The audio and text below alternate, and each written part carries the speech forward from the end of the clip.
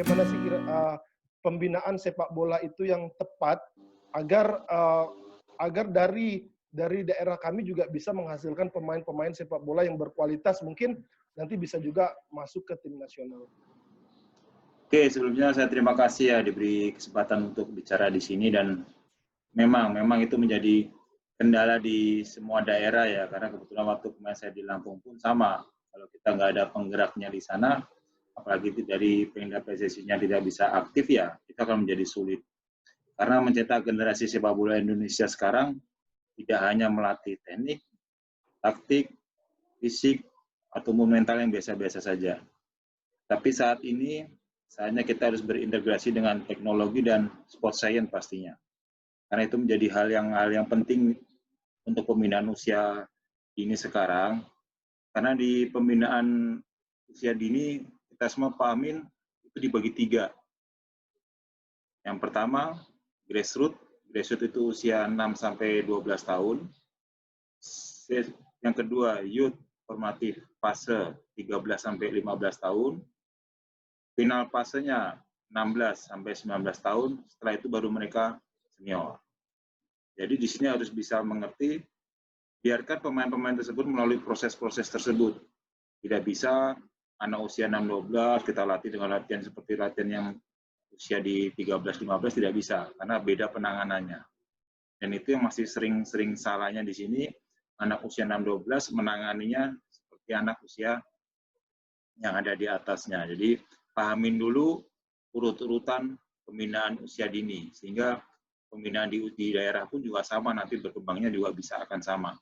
Jangan sampai di 6-12 kali kita latih untuk latihan yang usia 13-15. Jadi terus yang dibedakan juga adalah coach-nya. Karena di usia 6-12 itu bisa dinamakan sebagai coach edukator. Apa itu coach edukator? Coach edukator itu adalah pelatih yang hanya mengawasi pemain untuk bermain bola. Jadi pelatih coach edukator bukan pelatih yang melatih pemain bola.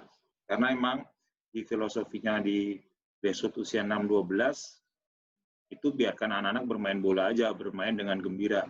Jadi tidak bisa kita marahin, tidak bisa kasih penekanan-penekanan taktikal atau apapun. Jangan dulu, setelah 12 ke atasnya baru kita ajarkan bagaimana defending, formasi, peraturan pertandingan itu baru kita ajarkan. Jadi itu sedikit urut-urutannya lah untuk pembinaan usia dini kita bisa lebih baik ya dari mana. Tapi itu semua harus ada sinergi yang baik.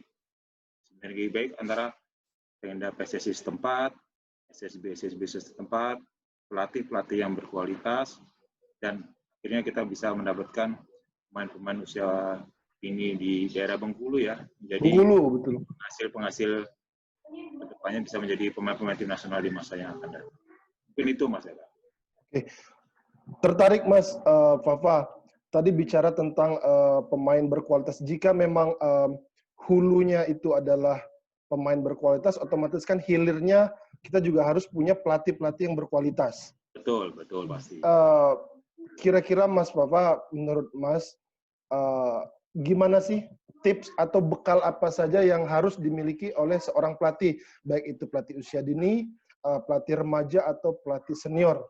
Gimana Mas? Ya, yang pasti kalau saya ya pertama di saat awal saya menjadi pelatih juga sama sebenarnya, apa sih yang harus saya lakukan dahulu sebelum saya menjadi pelatih nantinya.